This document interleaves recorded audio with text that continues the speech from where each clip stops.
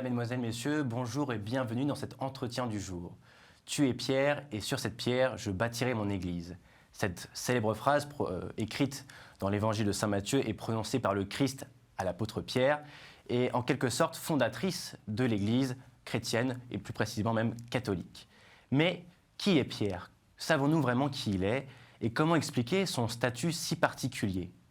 Tant de zones d'ombre sur ce personnage clé de la foi chrétienne.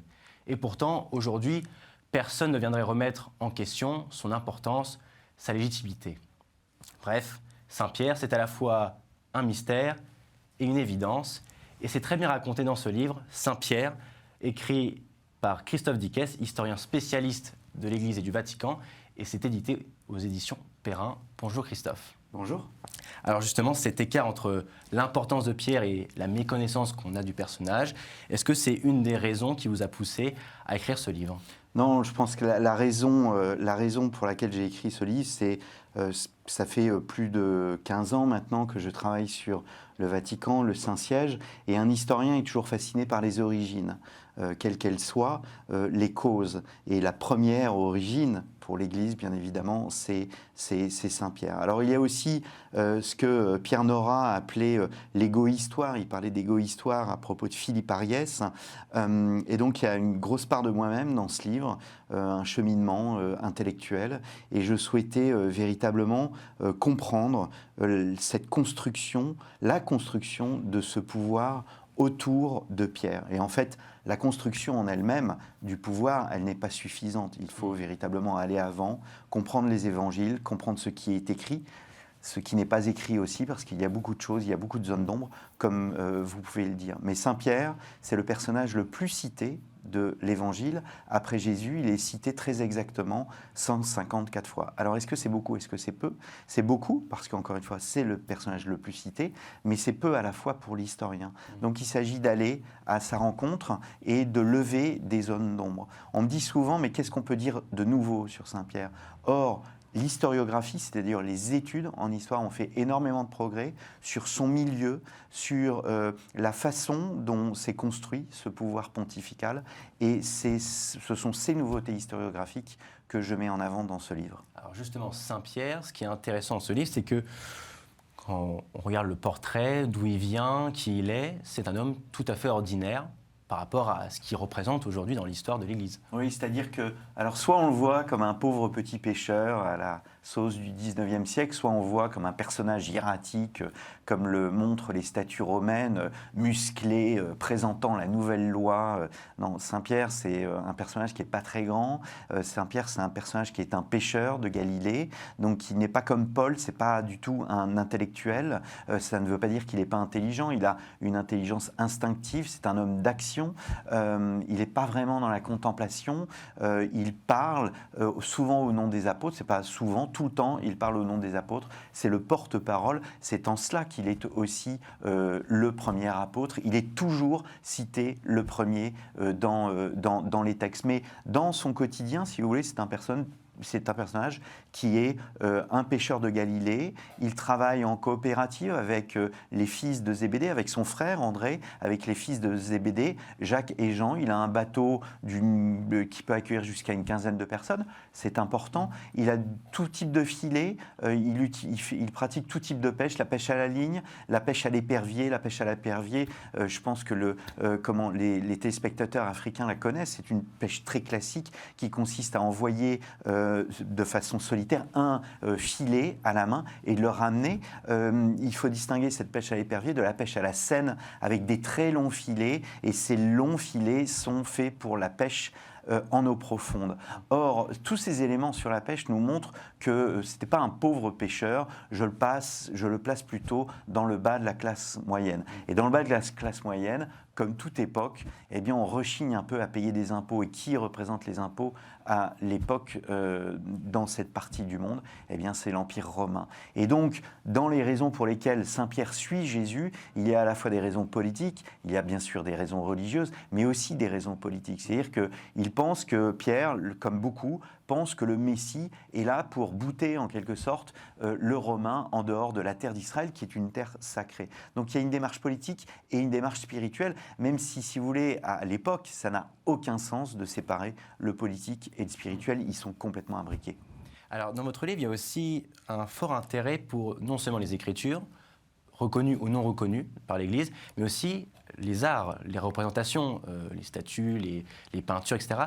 Et pourquoi justement ça a été important pour vous de vous intéresser à la question de la représentation de Saint-Pierre?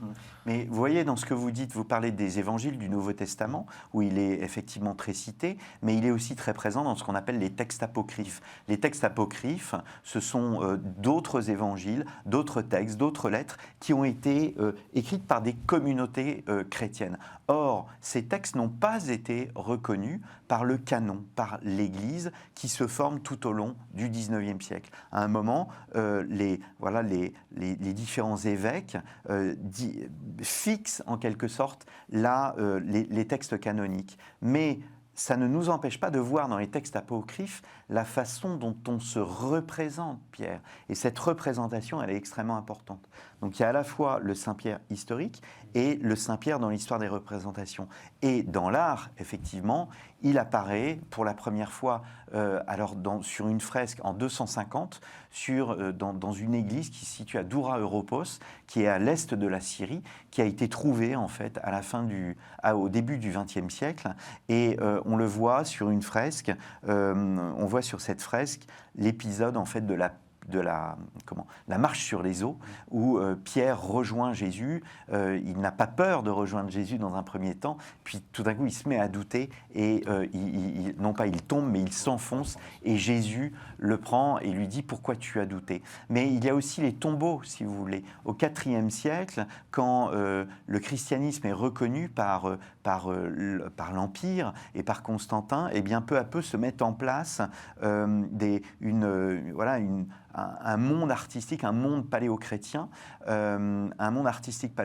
donc paléochrétien c'est un terme technique pour dire les premières années en fait du christianisme, et on voit bien la place que prend Pierre. Pierre, c'est le nouveau Moïse sur les tombes que l'on peut voir dans le musée Pio Cristiano du Vatican. Vous voyez Pierre qui prend en quelque sorte la figure de Moïse, qui touche le rocher du baptême, d'où sort l'eau, qui touche le rocher divin, exactement comme il y a dans l'Ancien Testament le rocher d'Horeb que Moïse touche de son bâton à la suite de la demande et de l'empressement du peuple d'Israël qui a soif et qui veut absolument boire alors qu'il est dans le désert. Eh bien Pierre, dans la nouvelle ère, est en quelque sorte un nouveau dispensateur de l'eau du baptême, et cette eau du baptême, il a fait jaillir d'un rocher qui n'est plus à terre, mais qui est dans les cieux. Et donc on voit la place particulière que prend Pierre. Pierre est le nouveau Moïse. C'est celui qui mène le nouveau peuple d'Israël dans son pèlerinage sur terre. Et alors justement, on voit là, c'est un exemple typique de la primauté en fait de Pierre parmi les autres apôtres. Qu'est-ce qui justifie la primauté de Pierre par rapport aux autres? Alors, d'abord, il y a les textes. C'est-à-dire que vous avez commencé l'émission en reprenant Matthieu 16-18, « Tu es Pierre et sur cette pierre je bâtirai mon église ». Mais il y a aussi deux autres phrases dans les évangiles qui fondent le pouvoir de Pierre. Saint Luc, « Affermis tes frères dans la foi ». Il s'agit d'un rôle doctrinal. Mais il n'y a pas simplement Saint Luc, il y a Saint Jean, un rôle de gouvernement, « Paix mes brebis ». C'est-à-dire que le Christ s'adresse à Pierre en lui disant « Paix » du verbe paître, mes brebis, occupe-toi de mes brebis. Et il lui dit 3 fois. Alors, qu'est-ce qui distingue Pierre? En fait, ce sont ses défauts. C'est-à-dire qu'on croit toujours, si vous voulez, que le pape, que même Pierre est un saint, une sorte de super-héros. En fait, Pierre, il est comme vous et moi. C'est un humble pêcheur, en quelque sorte. Pas celui qui pêche des poissons, mais celui qui renie le Christ. Il renie par 3 fois le Christ. Et donc, Jésus choisit un homme qui le renie par 3 fois. En soi, si vous voulez, c'est absolument incroyable. C'est-à-dire que, et c'est pour ça que c'est un mystère. Le mystère, c'est de voir que le Messie choisit celui qui le renie. Alors il n'est pas le seul. Voilà, au Jardin des Oliviers, alors que le Christ commence à vivre son agonie, les autres apôtres dorment aussi. Il n'y a qu'un seul qui va dans le palais de Caïphe voir le jugement de Jésus, c'est Pierre. Donc Pierre a malgré tout une forme de courage. Il sort son épée pour couper l'oreille de Malchus. Il faut un certain courage aussi pour s'attaquer, alors que vous êtes un pécheur, pour prendre l'épée et défendre son maître. Mais, et c'est tout le paradoxe, c'est que le personnage, même s'il est courageux, eh bien il se liquéfie littéralement devant la parole d'une servante qui, dans le palais de Caïphe, le reconnaît et lui dit « Mais toi, tu étais aussi avec Jésus ». Et par 3 fois, eh bien, Pierre dit ne pas le connaître. Mais, et c'est la grande différence entre un Saint-Pierre et un Judas, Pierre sait qu'il est pardonné. Il sait qu'il est pardonné au moment où le regard du Christ, dans la cour du palais du grand prêtre, eh bien, quand le regard du Christ croise celui de Saint-Pierre. Pierre pleure amèrement, mais il sait qu'il est pardonné. Et c'est en cela que c'est le personnage central de l'Évangile, en dehors bien évidemment de la résurrection de Jésus. Pourquoi ? Parce que le message de l'Évangile, c'est un message avant tout de miséricorde, de pardon. Et donc, qui est le personnage central de l'Évangile pour le pardon ? Eh bien, c'est Saint-Pierre. Alors, ce qui nous reste quelques minutes, je voudrais faire un point justement sur l'héritage, le fait que Saint-Pierre soit le premier des papes et sur finalement comment il conditionne le rôle d'un pape encore aujourd'hui. Et il y a évidemment le rôle de prêcheur, de prédicateur, mais Saint-Pierre, c'est aussi un homme qui fait de la politique. Il doit gérer des querelles, notamment avec Saint-Paul, et parfois il doit faire des compromis, notamment sur des questions sur les traditions judaïques. Je voudrais parler notamment du motu proprio, qui fait beaucoup de bruit en ce moment, et qui ne laisse pas de marbre, notamment chez ceux attachés à la forme extraordinaire de la messe. Et il y a une association qui s'appelle la Voix romaine, lancée notamment par des maires de prêtres, une association qui a décidé de marcher de Paris jusqu'à Rome pour donner des témoignages, des lettres des fidèles, des personnes attachées à cette messe. Est-ce que vous pensez que le pape, encore actuellement, est justement capable de compromis? Je ne sais pas s'il est capable, mais ce que je sais, c'est que dans l'histoire de l'Église, le pape joue un rôle d'arbitre, voilà. Et donc il doit faire des choix, et il fait des choix. Mais au-delà de ça, et vous l'avez bien dit à propos de Pierre, sur la question du judaïsme, peut-être pour nos téléspectateurs de façon très schématique, en fait, au début du christianisme, le christianisme était un judéo-christianisme, c'est-à-dire que le christianisme était ancré dans le judaïsme. Et donc, il y avait ceux qui pensaient qu'il fallait garder les lois mosaïques, la circoncision, les lois relatives à la table, les choses, certains aliments à ne pas manger, etc., etc. Et ceux qui, au contraire, pensaient qu'il fallait abandonner ces lois. Pour les païens, notamment. Pour les païens qui, généralement, sont représentés par Paul. Or, le premier à convertir un païen, c'est Pierre, c'est Corneille. Et donc, entre ces deux tendances, au moment de ce qu'on appelle la querelle d'Antioche, eh bien, je pense que Pierre joue le trait d'union entre l'ancien monde et le nouveau monde. Et c'est une chose que j'ai écrite à propos du motu proprio dans une chronique, dans une tribune de la Croix. Oui, je pense que le pape devrait jouer ce rôle de conciliateur entre cet ancien monde et ce nouveau monde. Vous savez, Rome doit être capable d'absorber les contraires. Il y a plusieurs maisons, voilà, il y a plusieurs chapelles dans la maison du Père, et je pense que le monde traditionnaliste, avec qui, on va dire, visiblement, les choses se passaient correctement. Alors, il ne faut pas masquer certains désaccords avec les épiscopats locaux, mais en France, en tous les cas, les choses se passaient correctement.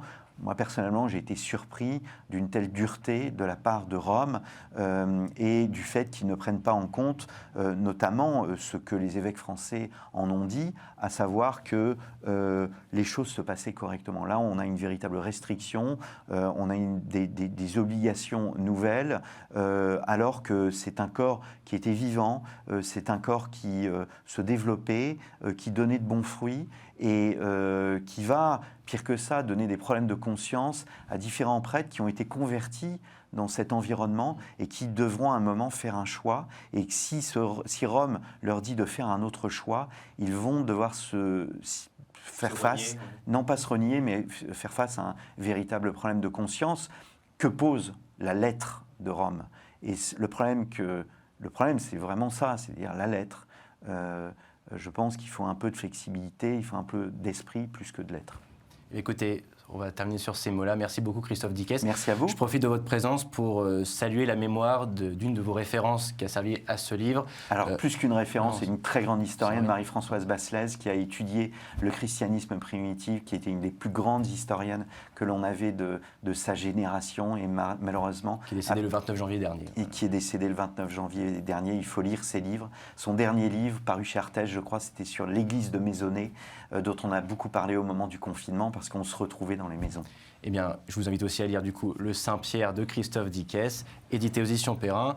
Merci de nous avoir regardés sur Télé Sud et je vous souhaite une bonne suite de programme. Merci beaucoup.